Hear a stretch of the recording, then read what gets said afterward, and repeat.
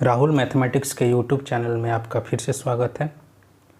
आज मैं जिस टॉपिक पर डिस्कशन करने जा रहा हूँ और टॉपिक 10th क्लास के लिए भी इम्पोर्टेंट है, वो टॉपिक आपके 12th क्लास के एग्ज़ाम की दृष्टि से भी इम्पोर्टेंट है और जो हमारे कंपटीशन के विद्यार्थी हैं उनके लिए तो ये सबसे बेस्ट, क्योंकि आज की डेट में यदि आप एसएससी की परीक्षा दे रहे हैं या फिर आप रेलवे की अगर परीक्षा देने जा रहे हैं या फिर अभी तो मैं देख रहा हूँ कि जो बैंकिंग के कुछ एग्ज़ामिनेशन हैं जैसे पीओ लेवल के, वहाँ पर भी इस टॉपिक की ज़्यादा मांग चल रही है। इसी प्रकार अन्य विभाग में भी, जैसे अगर आप एनडीए का प्रिपरेशन कर रहे हैं या फिर आप कोई भी क्लर्क लेवल का कुछ भी एग्ज़ाम का तैयारी कर रहे हैं या फिर अगर आप थोड़ा सा हायर लेवल में भी अगर आप चलते हैं ग्रुप बी लेवल तक के एग्ज़ाम में, तो ख़ास करके इस टॉपिक का बहुत ज़्यादा, अगर मैथ ब्रांच है तो इस टॉपिक का बहुत ज़्यादा महत्व रहा है।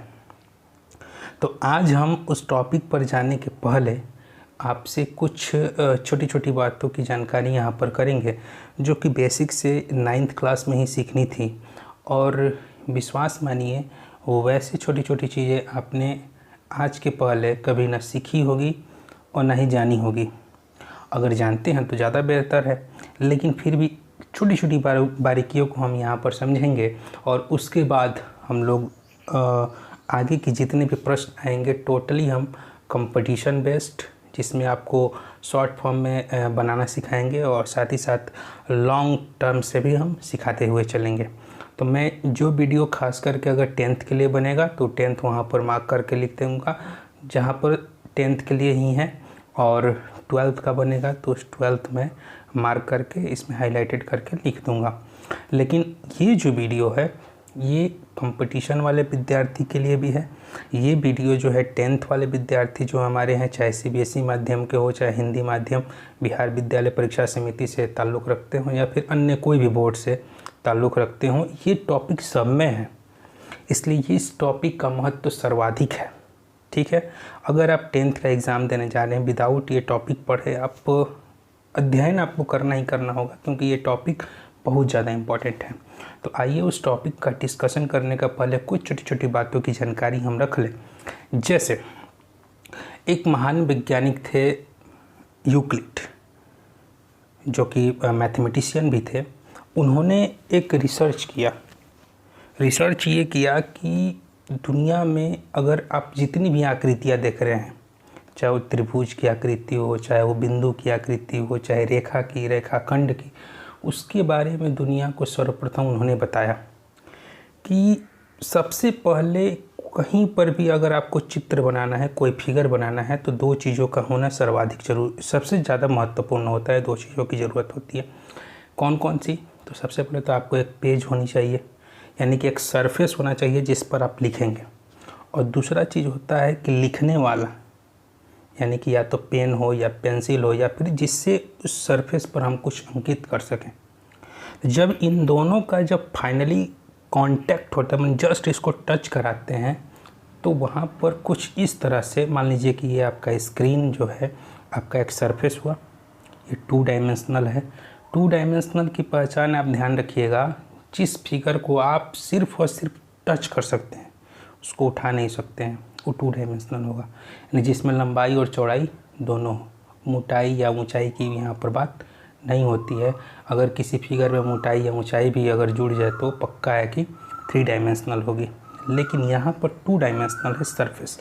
तो जैसे मान लेते हैं कि ये आपका स्क्रीन जो है ये 2D है, 2 डायमेंशनल है, एक सरफेस है, सरफेस, और ये जो मेरे हाथ में एक पेन है, यानी कि ये सरफेस जो है आपका लिखने वाला पार्ट हो गया, जहाँ हम लिखेंगे, और ये लिखने में हमारा ये सहयोग करेगा। ठीक है, जो भी चीज़ हमें लिखना है, जब इन दोनों का जैसे ही कांटेक्ट होगा, जैसे ही हम यहाँ पर कांटेक्ट करेंगे, तो फाइनली हमारा यहाँ पर क्या होगा, एक देखिए छोटी सी एक संरचना बन के तैयार हुई। इसी संरचना को यूक्लिड ने पॉइंट का, उन्होंने आगे चलकर बहुत सारी डेफिनेशन भी दी है। पॉइंट को बार बारी से अगर जोड़ते जाते हैं तो लाइन बनता है। तो हालांकि ये जितने भी विभाग हैं ये आप ऑलरेडी 9th क्लास में अध्ययन किए होंगे, जो कि यूक्लिड के नियम कानून में हम लोगों को पढ़ना था। उसी में से एक एक्सियोम्स भी हम लोग पढ़े थे, और एक थ्योरम के बारे में भी सीखे थे कि एक्सियोम्स जो होता है जिसको बस मान लेना है वो सर्वदा सत्य होता है। अब ये नहीं कि जैसे मान लीजिए कि मैन इज़ मॉर्टल, मनुष्य मरणशील है, तो उसको पकड़ के अब गला दबाइएगा तभी उसको साबित करेगा कि नहीं ये मरने वाला है, ऐसा नहीं है, इसको मान लेना है। तो कुछ मैथ में कुछ ऐसे टर्म्स होते हैं जिसको आप मान लेते हैं, तो बस मान लिया तो जान लिया। तो वैसे ही यहाँ पर अगर मान लिया तो जो मान लेते हैं कि हाँ भाई ये सर्वदा सत्य है उसी को एक्सियोम्स हम लोग कहेंगे। लेकिन कुछ चीज़ें ऐसी होती हैं जिसको हमें साबित करना होता है, और साबित करने के लिए जो हमने माना था पहले, जो सर्वदा सत्य बातें थी, उन्हीं का सहारा लेकर हम यहाँ पर जो चीज़ को प्रूव करते हैं, यानी कि जिस चीज़ को साबित करते हैं वही हमारा थ्योरम बनता है। तो हालांकि यूक्लिड के बारे में हम लोग 9th क्लास में सीखे हुए थे, लेकिन 10th क्लास में इसका क्या सहयोग है।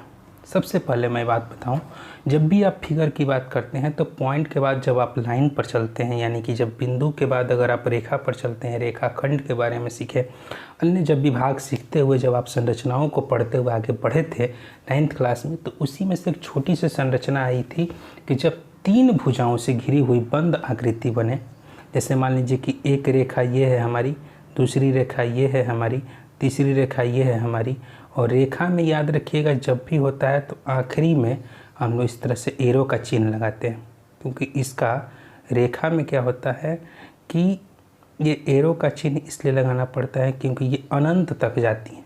ये कहाँ तक जा रही हैं इसका हमें नहीं पता है कि इसकी लंबाई कितनी होगी, लेकिन जब ये 3 रेखाओं से जब बंद आकृति हम फाइनली बनाएंगे, जैसे ये रेखा आगे की ओर बढ़ेगी और ये रेखा खुद में खुद बढ़ी, तो यहाँ पर एक छोटी सी, यहाँ पर देखिए एक बंद आकृति बन के तैयार हो रही है। इसी बंद आकृति को हम लोगों ने नाम दिया था त्रिभुज। जो इस तरह से आकृति बनी है इसे कहते हैं हम लोग त्रिभुज। 3 भुजाओं से घिरी हुई बंद आकृति, देखिए ये बंद है, तो ये जो अंदर वाला पार्ट जो है ये हमारा बंद होना चाहिए, तो इसे ही हम लोग बोलते हैं त्रिभुज। त्रिभुज हिंदी में कहा जाता है इसे, ध्यान रखिएगा, इसी आकृति को हम लोग हिंदी में कहते हैं त्रिभुज, ठीक है। लेकिन अगर हम इसका अंग्रेजी में रूपांतरण करें तो इसी को हम लोग पढ़ते हैं ट्राईएंगल। ध्यान रखिएगा, मैं छोटी छोटी बातें यहाँ पर क्लियर करते जा रहा हूँ, सारी बातों को स्पष्ट कर दूँगा ताकि आपको ये टॉपिक बेहतरीन तरीके से समझ में, क्योंकि बेसिक क्लास है, थोड़ा सा ही टाइम दे दीजिएगा, थोड़ा सा भी अगर इस पर टाइम दीजिएगा तो आपको अच्छा खासा नॉलेज हो जाएगा। देखिए त्रिभुज, बात को समझिएगा, अगर हम इसका संधि विच्छेद करें तो ये क्या बनाएगा, संधि विच्छेद करते हैं तो बनेगा त्रि प्लस भुज। त्रि प्लस, मैं नीचे लिख देता हूँ, त्रि प्लस भुज। देखिए त्रि का मतलब होता है, ये संस्कृत का शाब्दिक अर्थ इससे निकालिएगा, संस्कृत का ये शब्द है, इसका अगर शाब्दिक अर्थ निकाला जाए तो त्रि का मतलब होता है 3, ठीक है, 3 यानी 3, ठीक है। और भुज का मतलब होता है भुजा, ठीक है, यानी कि 3 भुजाएं जिस आकृति में प्राप्त हो। हालांकि मैं भुजा के बारे में भी स्पष्ट कर दूं कि भुजा आप किसे कहते हैं, तो ध्यान रखिएगा कि वैसा ये क्या है, ये जब भी आप किसी बंद आकृति की निर्माण करेंगे, जब भी किसी का भी बंद आकृति का निर्माण करेंगे, कैसा भी फिगर बनाएं आप, बंद आकृति बननी चाहिए, चाहे त्रिभुज हो, चतुर्भुज हो, पंचभुज हो, षष्ठभुज हो, अष्टभुज हो, कोई भी भुज हो। तो इसमें जब भुज का मतलब बात को समझिएगा, इसमें से 2 बिंदु हैं जो एक दूसरे को, जो रेखाएं जब एक दूसरे को काटती हैं तो वहाँ पर एक बिंदु मिलता है जो कि कॉमन पॉइंट कहलाएगा, उभयनिष्ठ बिंदु। तो जो उभयनिष्ठ बिंदुओं को जोड़ने वाली रेखा खंड होगी, जो उभयनिष्ठ बिंदुओं को जोड़ने वाली रेखा खंड होती है, उसे ही हम लोग भुज कहेंगे, यानी भुजा कहेंगे।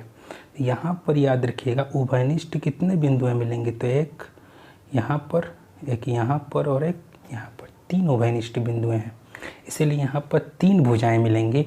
और ये याद रखिएगा, जब मैं आपको बहुभुज पढ़ाऊँगा इस बात की पूरी की पूरी जानकारी दिलवाऊंगा कि भुज यानी भुजा, कोण, उसके बाद से हम लोग अंतःकोण, बाह्य कोण, जितनी भी बातें होंगी ये हम लोग जाके ज्यामिति में फिर से अध्ययन करेंगे, लेकिन डीप से वहाँ पर अध्ययन करेंगे। तो सबसे पहले यहाँ पर छोटी छोटी बातों की जानकारी रखिएगा।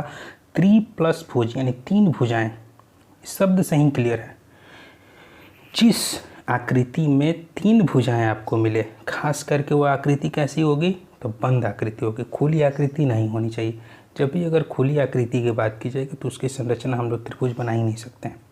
जब भी बनेगा तो घिरी हुई बंद आकृति से ही बनेगी, और कम से कम कितनी भुजाएं, तो 3 भुजाएं, शब्द से ही क्लियर है। लेकिन ट्राई अगर इसका अगर हम संधि विच्छेद करें तो निकलेगा क्या कि ट्राई प्लस एंगल। ठीक है, ट्राई का मतलब होता है, देखिए मैं फिर से स्पष्ट करने जा रहा हूँ, साइंस के टर्म में 3 के लिए ट्राई वर्ड का इस्तेमाल करते हैं। ठीक है, अगर 2 रहता तो उसके लिए, अगर 2 रहता तो 2 के लिए या तो हम डाई लगाते हैं या फिर बाई, याद रखिएगा, डाई या बाई। अगर 1 रहता है तो उसके लिए लगाते हैं मोनो। ठीक है, वहीं पर 4 रहता है तो उसके लिए टेट्रा, 5 रहता है पेंटा, 6 रहता है हेक्सा, 7 रहता है उसको हेप्टा या सेप्टा। कहीं कहीं पर सेप्टा का भी इस्तेमाल होता है, लेकिन ज़्यादातर हेप्टा। 8 के लिए ऑक्टा, 9 के लिए नौना, 10 के लिए डेका। इस तरह से हम लोग आगे बढ़ते हैं। तो ट्राई का मतलब हुआ यहाँ पर 3। ठीक है, एंगल का मतलब तो आप जानते ही हैं, कोण। यानी ज़रा गौर से ध्यान दीजिए, शाब्दिक अर्थों को अगर मिलाया जाए तो ये क्या बना रहा है, त्रिभुज यानी 3 भुजाएं, और ये क्या बन रहा है, त्रिकोण, 3 कोण। यानी कि अगर इसको जोड़ दिया जाए तो ये बन जाएगा त्रिकोण, ये बन जाएगा त्रिभुज। दोनों की समानताओं को समझिएगा, शब्द पर हमें जाना है। त्रिभुज, 3 भुजा और 3 कोण, है तो चीज़ एक ही, लेकिन हो क्या गया है, इसका नाम का हम लोग अगर संधि विच्छेद के द्वारा अगर समझने का प्रयास करें तो दोनों अलग अलग चीज़ दिखाई दे रहा है। कहाँ 3 भुज, कभी भुज 3 तो दोनों में कॉमन है, लेकिन एक में भुजा दिखा रहा है, एक में कोण दिखा रहा है, तो ये तो दोनों अलग अलग चीज़ें हो गई ना। लेकिन सबसे मज़ेदार बात यहीं पर निकल के आती है कि जब भी आप बंद आकृति, 3 भुजाओं से घिरी हुई बंद आकृति यानी कि त्रिभुज का निर्माण करेंगे तो उसके अंदर, यानी कोई भी त्रिभुज हो आपका, उसके अंदर पक्का है कि आपको 3 कोण भी दिखाई देंगे।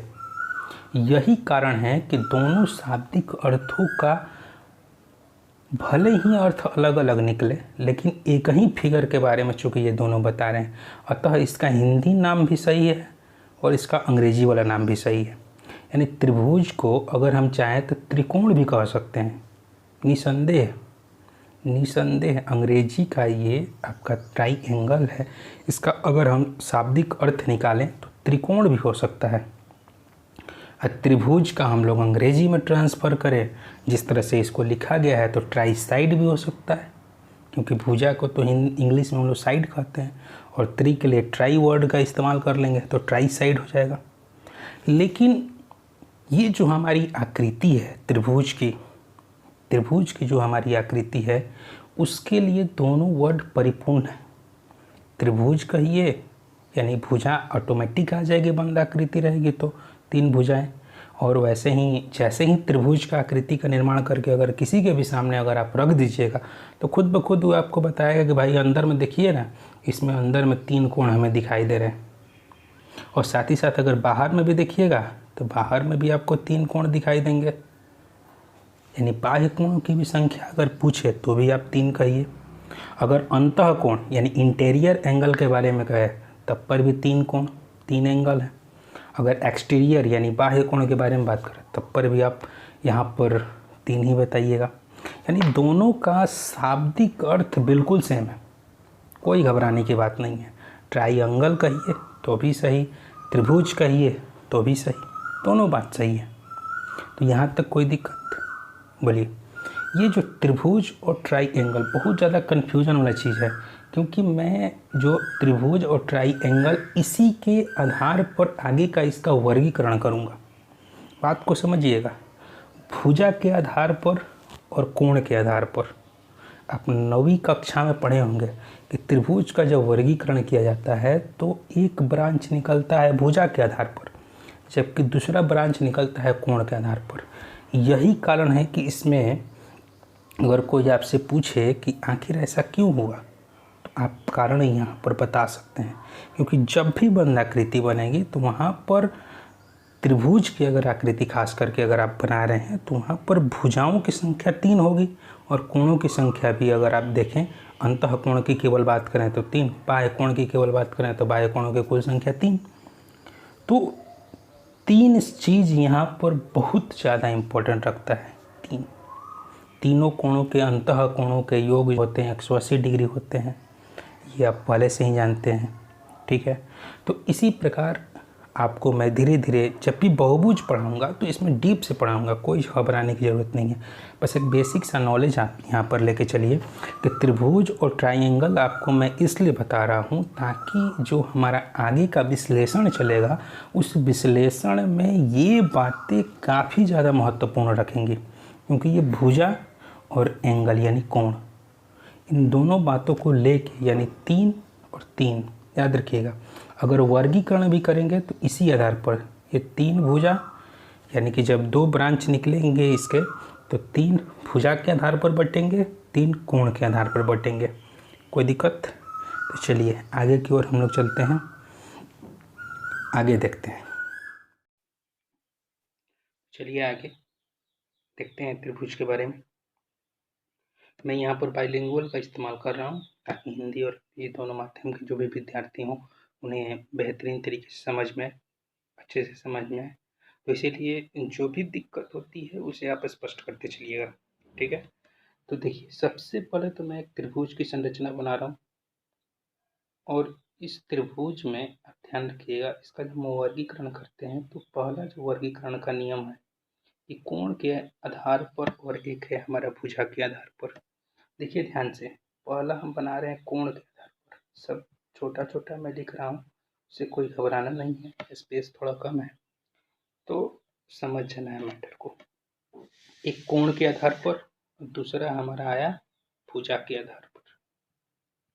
कोण के आधार पर अगर हम बात करें तो शब्द का पहले पहले चलिए क्या था हमारा शब्द? ट्राइएंगल, त्रिकोण, यानी कि शब्द में त्रि था, त्रि का मतलब 3, यानी कि कोण में हमारा कितना निकलना चाहिए?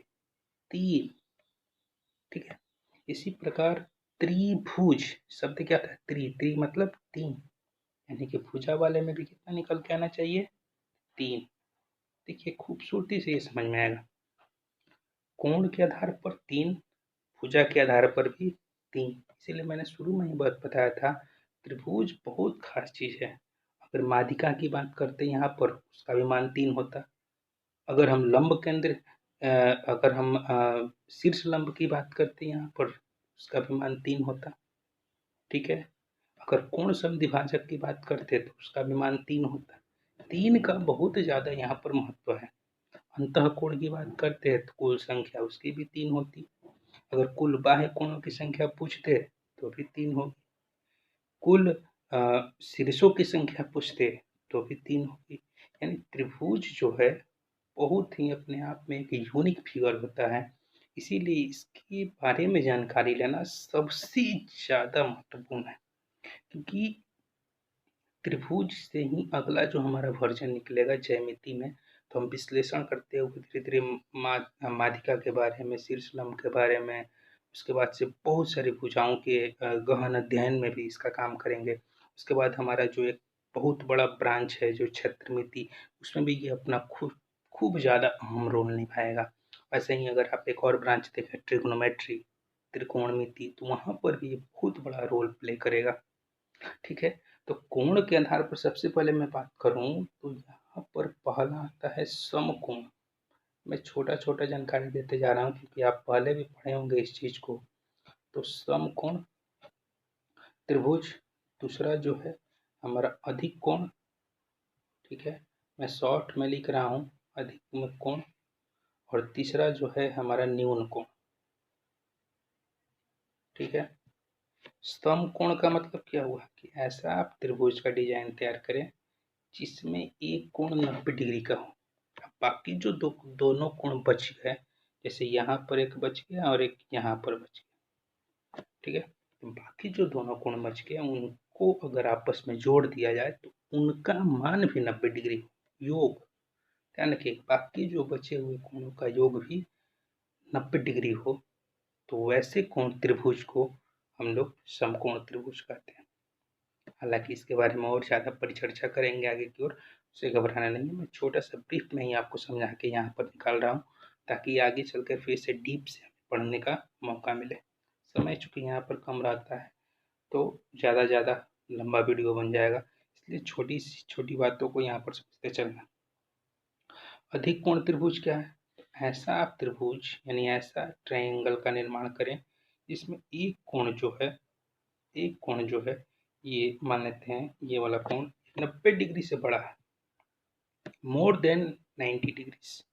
ये एकदम 90 डिग्री के बराबर था यहाँ पर एक कोण, जबकि यहाँ पर एक कोण क्या है 90 डिग्री से बड़ा। बड़ा मतलब हिंदी में इसको क्या कहते हैं? अधिक। कोई भी चीज अगर बड़ा है तो उसको एक शब्द और भी दे सकते हैं, अधिक।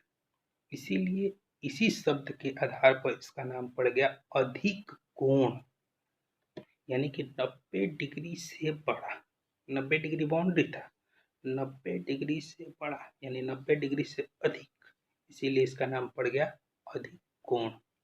अधिक कोण त्रिभुज। और बाकी जो बच गए कोण, जैसे यहाँ पर एक बच गया, एक यहाँ पर बच गया, इनका जो योग होगा ये 90 डिग्री से छोटा होगा, क्योंकि त्रिभुज के तीनों कोणों का योग 180 डिग्री ही रखना है, और एक तो पहले ही क्लियर होगा कि 90 डिग्री से बड़ा होगा, तो बाकी दोनों का योग क्या होगा? 90 डिग्री से छोटा होगा। न्यून कोण त्रिभुज, ऐसा त्रिभुज का निर्माण करिए जिसमें कोई एक कोण 90 डिग्री से छोटा हो, और इसमें कोई एक कोण कहना सही नहीं होगा। यहाँ पर जितने भी कोण हैं 90 डिग्री से छोटे होंगे, क्योंकि एक कोण अगर 90 डिग्री से छोटा हो जाएगा, मान लीजिए कोई दूसरा कोण 90 डिग्री से बड़ा हो गया, तब तो अधिक कोण बन जाएगा। इसलिए यहाँ पर ये कहना सही होगा कि तीनों कोणों का अगर हम ध्यान से अगर देखें तो कोई भी एक कोण 90 डिग्री से कोई भी यानी कहने का मतलब है ना तो ये ना तो यहाँ का तो यहाँ का, मतलब तीनों में से कोई भी नहीं 90 डिग्री से बड़ा होना चाहिए, यानी कि सभी के सभी 90 डिग्री से छोटे ही होने चाहिए। छोटा को शाब्दिक अर्थ में न्यून भी कहते हैं, न्यून मतलब कम। ठीक है, तो इसीलिए इसका नाम पड़ गया क्या? न्यून कोण त्रिभुज। 90 डिग्री बाउंड्री था, 90 डिग्री से अगर नीचे जाइएगा यानी कम करिएगा तो न्यून बन जाएगा, ज़्यादा करिएगा यानी अधिक करिएगा तो अधिक बन जाएगा। इसीलिए कोण के आधार पर जब हम इसका वर्गीकरण करते हैं तो समकोण त्रिभुज, अधिक कोण त्रिभुज और न्यून कोण त्रिभुज, तीन त्रिभुज निकल के बाहर आते हैं। हालांकि इसके बारे में और डीप से हम चर्चा करेंगे, ज्यामिति में बार बार मैं कह रहा हूँ। इसीलिए यहाँ पर देखिए, भुजा के आधार पर अगर बात की जाए, सबसे पहले समबाहु त्रिभुज, दूसरा आएगा आपका समद्विबाहु त्रिभुज,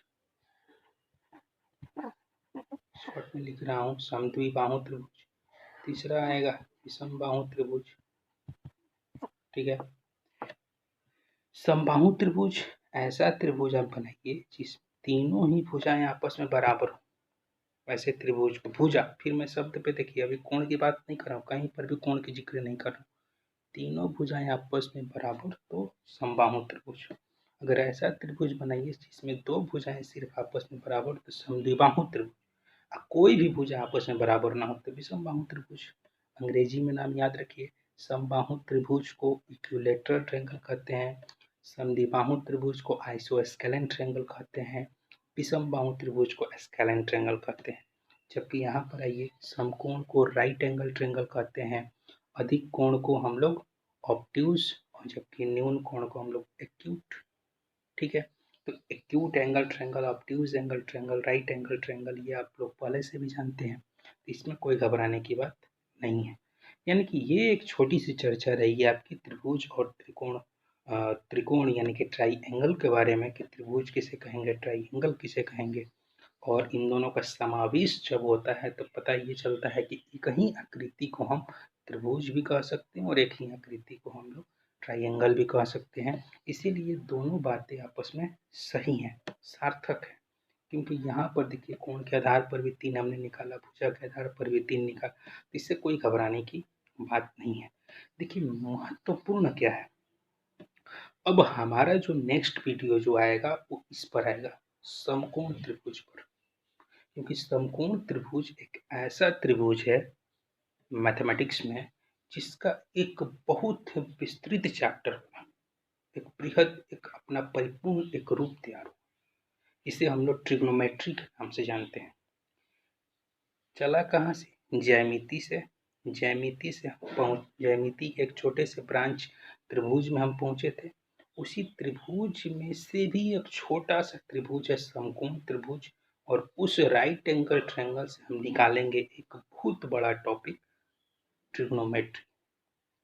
मैं डायरेक्ट ट्रिग्नोमेट्री पर नहीं गया इसलिए क्योंकि मैं छोटी सी जानकारी आपके साथ साझा करना चाहता था, और ये जानकारी काफ़ी ज़्यादा महत्वपूर्ण थी, इसीलिए मैं इसको आप लोग के सामने लाया। इससे आपके पास एक नॉलेज में वृद्धि ही हुई होगी। मैं समझता हूँ कि आपको समझ में आया होगा, आपको अच्छा लगा होगा, आपको एक नई नॉलेज मिली होगी। तो जो हमारा नेक्स्ट टॉपिक आएगा, नेक्स्ट जो वीडियो आएगा, वो समकोण त्रिभुज पर आएगा। इसीलिए समकोण त्रिभुज पर ध्यान से, यानी कि राइट एंगल ट्रायंगल पर हम लोग ध्यान से आगे की ओर बढ़ेंगे। तो हमारा जो नेक्स्ट टॉपिक आने वाला है, या तो शाम में आए या तो कल आए, जब आए तो आएगा तो ट्रिग्नोमेट्री। और ट्रिग्नोमेट्री का जो टॉपिक रहेगा वो आपके 10th के लिए भी इम्पोर्टेंट है, आपका 12th के लिए भी इम्पोर्टेंट है, आप 11th क्लास में पढ़ते हैं तो भी इम्पोर्टेंट है, अगर आप कोई कंपटीशन का तैयारी करते हैं तो भी इम्पोर्टेंट है। क्योंकि मैं यहाँ पर जो भी सिखाऊंगा ये मैं सबको टारगेट लेकर सिखा रहा हूँ। यहाँ पर लेंदी प्रोसेस नहीं है, शॉर्ट फॉर्म में भी मैं सिखाऊंगा, एकदम शॉर्ट फॉर्म में कि देख के आंसर कैसे करेंगे, थिंक विदाउट इंक। केवल देखा आंसर, देखा आंसर कैसे, आखिर किस तरह से, तो इतना प्रैक्टिस को हम लोग अपना फास्ट करेंगे। तो आगे देखते हैं, ठीक है। तब तक के लिए धन्यवाद। आपका दिन शुभ हो।